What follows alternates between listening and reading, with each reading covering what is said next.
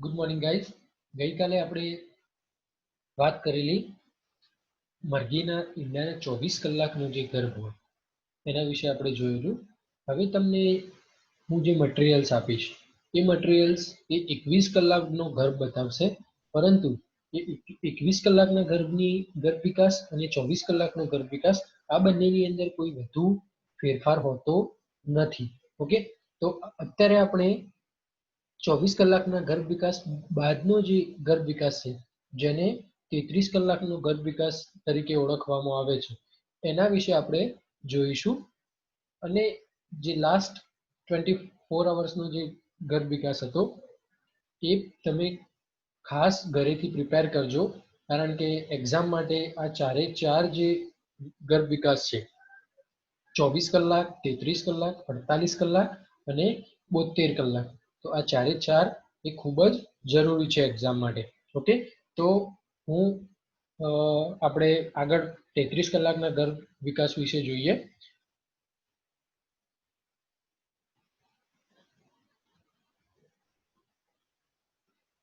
Okay,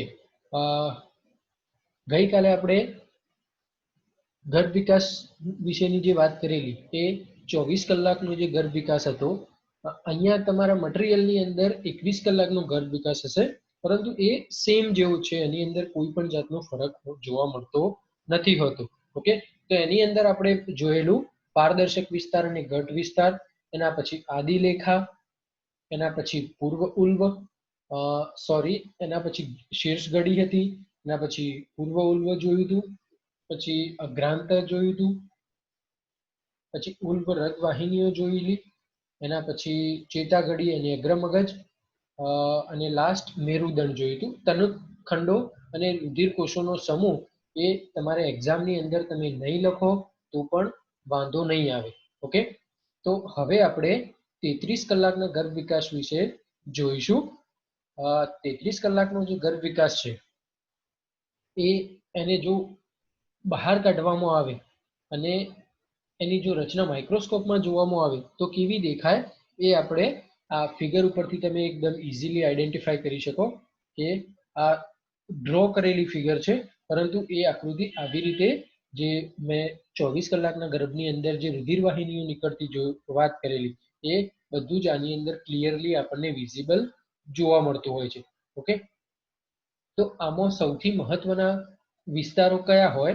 તો પહેલા તો પારદર્શક વિસ્તાર અને ઘટ વિસ્તાર, એના પછી આદિલેખા, એના પછી મેરુદંડ, કેન્દ્રસ્થ ચેતાતંત્ર અને ચેતારજ્જુ, એના પછી મસ્તિષ્ક આનમન, દ્રષ્ટિનલિકા, કર્ણખાત, પૂર્વ ઉલ્વ, એના પછી ઉલ્વ જોવા મળતું હોય છે, અગ્રાંત્ર જોવા મળે, હૃદય બનવાની જે શરૂઆત છે એનું પ્રાઇમરી સ્ટેજ જોવા મળતું હોય છે, એના પછી રુધિર વાહિનીઓ જોવા મળતી હોય છે, તનુખંડો જોવા મળતા હોય અને છેલ્લે ચતુષ્કોટર જોવા મળતું હોય.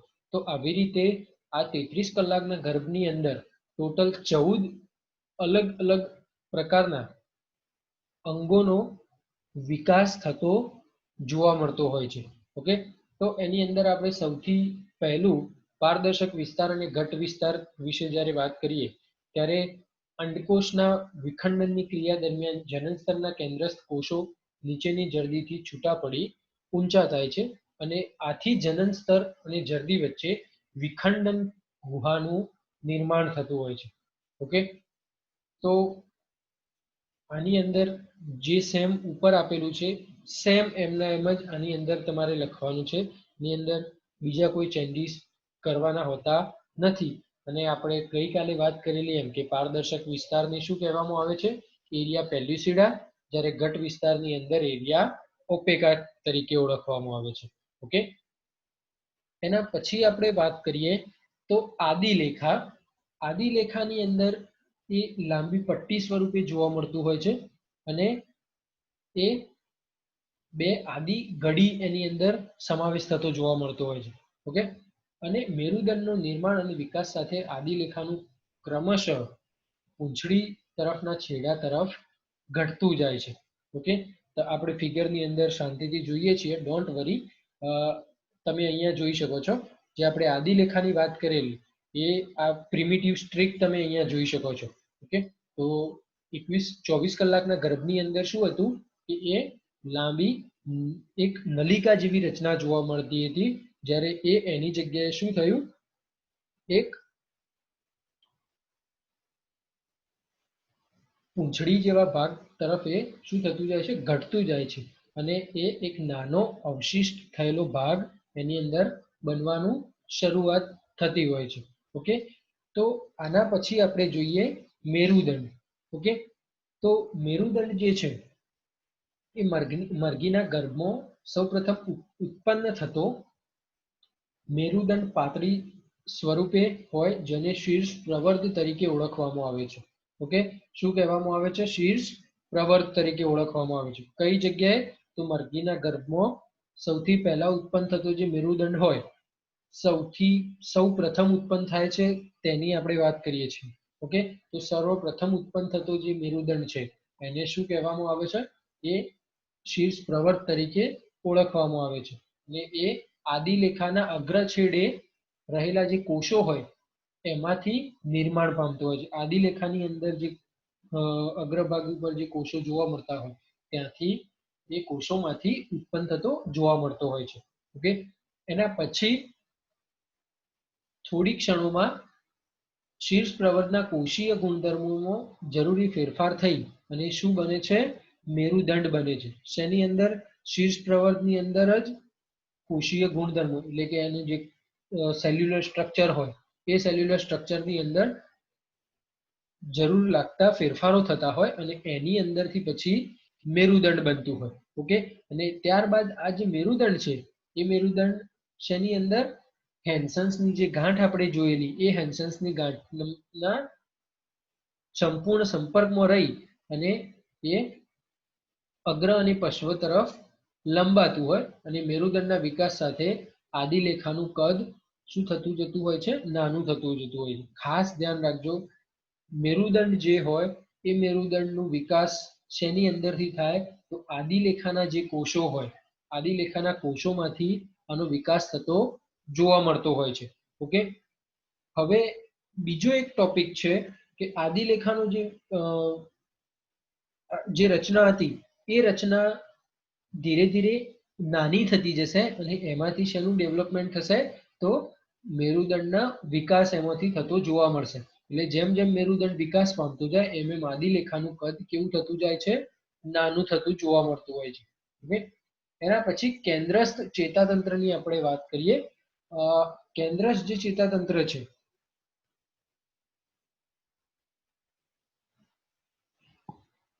સોરી, કેન્દ્રસ્થ ચેતાતંત્ર છે એ 1 મિનિટ.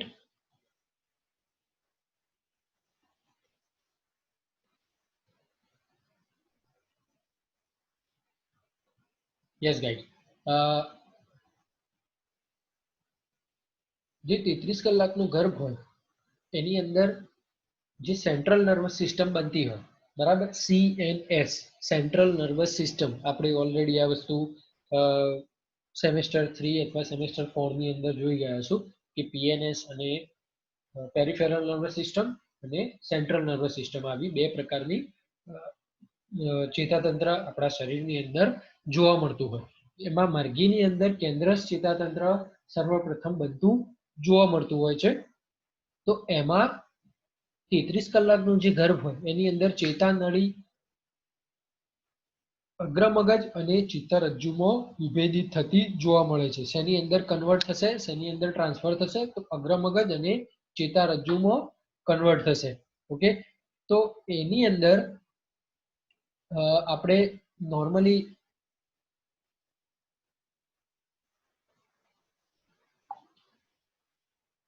મગજમાં જે ખાંચ ઉત્પન્ન થાય છે એ ખાંચ ઉત્પન્ન થઈ અને ટોટલ 3 ભાગની અંદર એ વિભાજિત થતું જોવા મળે છે. એક છે અગ્રમગજ, બીજું છે બૃહદ મસ્તિષ્ક અને ત્રીજું છે આંતર મસ્તિષ્ક. એમ 3 ભાગની અંદર એ વિભાજિત થતું જોવા મળતું હોય છે. ઓકે, હવે એની અંદર પાછું બીજું એક આવે છે કે જેને સોરી ગાઈઝ, થોડી મિસઅન્ડરસ્ટેન્ડિંગ છે. અગ્ર મગજ, એના પછી મધ્ય મગજ અને ત્રીજું છે એ પશ્વ મગજ. એમ આવી રીતે ત્રણ મગજ તૈયાર થતા હોય છે. મગજના આવી રીતે ત્રણ ભાગો બનતા હોય છે, જેને પ્રોજેન્સિફેલોન તરીકે ઓળખવામાં આવે છે, મિઝેન્સિફેલોન તરીકે ઓળખવામાં આવે છે અને રોમ્બેન્સેફેલોન તરીકે ઓળખવામાં આવે છે. ઓકે, તો આવી રીતે ત્રણ ભાગો તૈયાર થાય: અગ્ર મગજ, મધ્ય મગજ અને પશ્વ મગજ. ઓકે, તો એની અંદર હવે જે અગ્ર મગજ છે, અગ્ર મગજની અંદર બે ભાગોનો સમાવેશ થતો હોય છે. એક છે બૃહદ મસ્તિષ્ક અને બીજું છે આંતર મસ્તિષ્ક. બૃહદ મસ્તિષ્ક અને આંતર મસ્તિષ્ક કઈ શેની અંદર આવતા હોય છે? તો એ છે અગ્ર મગજ. ઓકે, હવે જે પશ્વ મગજ છે, બરાબર, તો મધ્ય મગજની અંદર કંઈ પણ ભાગનો સમાવેશ થતો નથી હોતો. હવે જે પશ્વ મગજ છે, પશ્વ મગજની અંદર અનુમસ્તિષ્ક અને પશ્વાનું મસ્તિષ્ક, આવી રીતે બે ભાગો બનતા હોય છે. એક છે અનુમસ્તિષ્ક, જ્યારે બીજું છે પશ્વાનું મસ્તિષ્ક.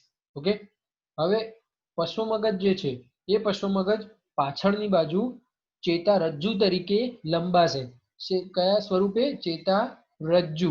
ઓકે, હવે અગ્ર મગજનું જે આંતર મસ્તિષ્કની જે વક્ષ સપાટી છે, એ સપાટીથી પ્રવર્ત સ્વરૂપ મસ્તિષ્ક નિવાપ નીકળે છે અને એમાંથી દ્રષ્ટિ ચેતા ચોકડીનું પણ નિર્માણ થતું જોવા મળતું હોય છે. અગ્ર મગજ જે છે, અગ્ર મગજની અંદર બે ભાગો જોવા મળતા હતા. એક હતું બૃહદ મસ્તિષ્ક અને બીજું હતું આંતર મસ્તિષ્ક. ઓકે, તો અગ્ર મગજનું આંતર મસ્તિષ્ક જે છે, એ આંતર મસ્તિષ્કના ભાગમાંથી વક્ષ સપાટીથી જે નીચેની બાજુની સપાટી છે, એ સપાટીની બાજુએથી શું નીકળે છે? મસ્તિષ્ક નિવાપ અને દ્રષ્ટિ ચેતા ચોકડીનું નિર્માણ થતું જોવા મળતું હોય છે. બે ભાગોનું નિર્માણ થાય છે. એક છે મસ્તિષ્ક નિવાપ અને બીજું છે દ્રષ્ટિ ચેતા ચોકડી. આવી રીતે બે ભાગોનું આંતર મસ્તિષ્કમાંથી નિર્માણ થતું જોવા મળતું હોય. ઓકે, હવે મસ્તિષ્ક આનમનની આપણે વાત કરીએ તો મસ્તિષ્ક આનમનની અંદર બીજા દિવસના સતત વિકાસ દરમિયાન, કે આ બીજો જ દિવસ છે હજુ, બરાબર, કારણ કે આ 33 કલાકનો સમયગાળો છે. ઓકે, એટલે 24 કલાકના સમયગાળા બાદ આજે બીજો દિવસ શરૂ થાય છે, બરાબર. એ બીજા દિવસના સતત વિકાસ દરમિયાન મગજનો જે અતિ ઝડપથી વિકાસ થતો જોવા મળતો હોય. ઓકે, અને આના પરિણામે ઉપલબ્ધ જગ્યામાં વૃદ્ધિ અને વિકાસ પામવા શીર્ષનો અગ્રભાગ અવલોકનકારની જમણી તરફ વળવાની શરૂઆત કરે છે અને આ ઘટનાને શું કહેવામાં આવે છે? આનમન તરીકે ઓળખવામાં આવે છે. ઓકે, આ સીધી વસ્તુ. આપણે એક ઉદાહરણ તરીકે લઈએ. ભ્રૂણ તૈયાર થાય છે, બરાબર, ભ્રૂણમાંથી ગર્ભ બન્યો, તો ગર્ભની અંદર સર્વપ્રથમ શેનું નિર્માણ થવું ખૂબ જ જરૂરી છે? તો એ છે મગજનું. ઓકે, તો આ મગજનું ઝડપથી વિકાસ થતો જાય તો એની વૃદ્ધિ અને વિકાસની અંદર એની સાઈઝ પણ વધતી જશે. ઓકે, તો આ જે સાઈઝ વધે છે શેની? મગજની. તો એના લીધે જે એનો શીર્ષનો ભાગ છે, બરાબર, એનો જે માથાનો ભાગ છે, એ માથાનો ભાગ એક બાજુ નમશે. ઓકે, અને જે એક બાજુ નમવાની જે પ્રક્રિયા છે, એ પ્રક્રિયાને આપણે શું કહીએ છીએ? આનમન તરીકે ઓળખીએ છીએ. અને આ જે મસ્તિષ્ક નમવાની જે પ્રક્રિયા છે જમણી બાજુ, એને આપણે મસ્તિષ્ક આનમન તરીકે ઓળખીએ છીએ. એના પછી આપણે વાત કરીએ દ્રષ્ટિ નલિકા. ઓકે, ઓપ્ટિક વેસિકલ, જેને બીજા કયા નામથી ઓળખવામાં આવે છે? Optic vesicle. આ તબક્કે દ્રષ્ટિ નલિકા જે છે એ મુખનો અગ્રભાગ તરીકે સર્વપ્રથમ વિકાસ પામે છે. ઓકે, સોરી, મુખનો નહીં પરંતુ આંખનો અગ્રભાગ મુખ્ય ભાગ તરીકે વિકાસ પામે છે. સર્વપ્રથમ શું હશે? દ્રષ્ટિ નલિકા હશે. એ દ્રષ્ટિ નલિકા આંખનો જે મુખ્ય ભાગ બનાવવાનો હોય એના વિકાસમાં સૌથી વધુ મહત્વનો ફાળો ભજવે છે. થોડા સમયમાં તે સંકોચાઈ અને શેનાથી છૂટું પડશે? અગ્ર મગજથી છૂટું પડશે અને તેમ છતાં નાના દંડ જેવી રચનાથી એ જોડાણ બનાવી રાખે છે. ઓકે, ખાસ ધ્યાન રાખજો. અગ્ર મગજથી જે દ્રષ્ટિ નલિકા છે એ દ્રષ્ટિ નલિકા કોની સાથે જોડાયેલી હોય? સર્વપ્રથમ તો એ છે મગજ સાથે જોડાયેલી હોય. હવે જેમ જેમ વિકાસ થતો જશે એમ એમ શું થશે કે એનો જે અગ્રભાગ છે, સોરી, અગ્ર મગજનો જે ભાગ છે એ અગ્ર મગજના ભાગથી એ છૂટું પડશે, પરંતુ સંપૂર્ણ રીતે છૂટું નહીં પડે. એ નાના દંડ જેવી રચના સાથે એ એના સાથે જોડાયેલી જોવા મળે છે. ઓકે, હવે દરેક દ્રષ્ટિ નલિકા છે એ વિકાસ પામવાની સાથે બાહ્ય ગર્ભ સ્તર સાથે સંપર્કમાં આવે છે. ઓકે, અને લેન્સની રચના કરતું જોવા મળતું હોય. ઓકે, શું હોય છે? જે દ્રષ્ટિ નલિકા હોય, જેટલી પણ દ્રષ્ટિ નલિકાઓ છે એ બધી જ દ્રષ્ટિ નલિકા આની અંદર એક સિંગલ જ દ્રષ્ટિ નલિકા હોય, પરંતુ એ જે સિંગલ દ્રષ્ટિ નલિકા છે એ વિકાસ પામશે અને એની સાથે સાથે બાહ્ય ગર્ભ સ્તર સાથે એ સંપર્કમાં આવશે. શેના સંપર્કની અંદર આવશે? એ બાહ્ય ગર્ભ સ્તરની સંપર્કમાં આવશે અને શેની રચના કરશે? લેન્સ, એટલે એક ગ્લાસ જેવી રચના, આપણા આંખની અંદર જે લેન્સ જેવી રચના આપણને જે જોવા મળી રહી છે એવી રચના કરવાની શરૂઆત કરશે. ઓકે, હવે કર્ણખાતની રચના આપણે જોઈએ. કર્ણખાતની જે રચના છે, કઈ રચના કઈ જગ્યાએ જોવા મળે છે એ આપણે એન્ટાયર ટોપિક જ્યારે પૂરો થશે ત્યારે આપણે એ આકૃતિ જોઈશું, એટલે ચિંતા કરશો નહીં. ફરીથી એકવાર આપણે રિપીટ કરી લઈશું. બરાબર? કર્ણખાતની આપણે વાત કરીએ તો બીજા દિવસના અંતે, બરાબર, બીજા દિવસના અંતે આંખની નજીકના પ્રદેશમાં બાહ્ય ગર્ભસ્તરમાં એક જોડ જાડો કર્ણતકતી તરીકે ઓળખાતો વિસ્તાર નિર્માણ પામે છે. કયા સ્વરૂપે? કર્ણતકતી સ્વરૂપે. કઈ જગ્યાએ? તો આંખની નજીકના પ્રદેશમાં બાહ્ય ગર્ભસ્તરમાં.